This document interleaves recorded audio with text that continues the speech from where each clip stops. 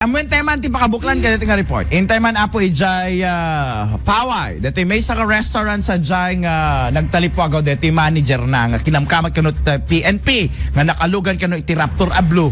Detalye ka dito manipod paway Ilocos Norte tinutukan ti IFM News team. Babayan kina Idol Lawrence. IFM News. IFM News. IFM News. Police Report.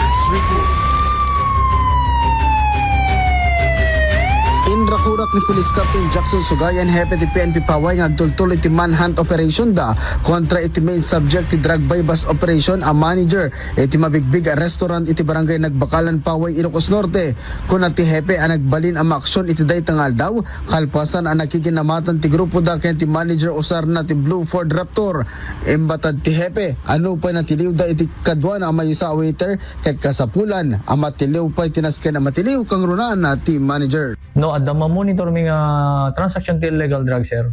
Dagos kami makikakasati police operation.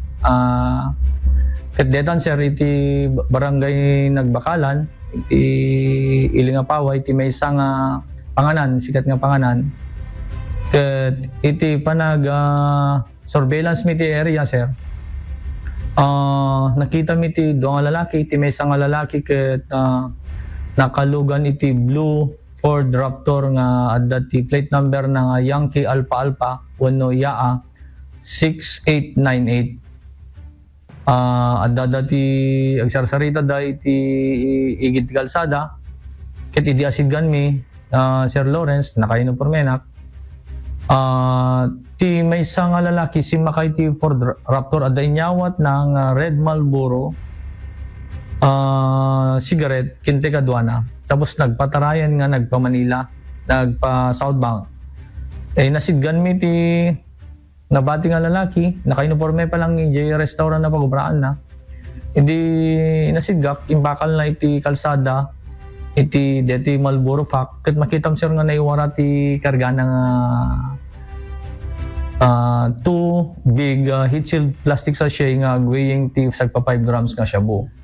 Kadetan sir, inarestar mi Dagos kasi nakita mi in plain view, in our presence, kadami jay transaction dati illegal drugs. Kadetan sir, di pa nang arestar mi. Mainaig iti daytoy ket naipadano nen iti regional office ti kadatao ti manager ken gastapay ti nagluganan na Ford Raptor. Maipalagip adto sa shares ti nakumpiskar kontra iti suspect ken nagdagsen daytoy ti 10 grams. Inlayon ti hepe nga isardeng dakuman dagitoy a klase nga aramid. Para iti IFM News, Idol Lawrence Martinez, Tatak, Armen.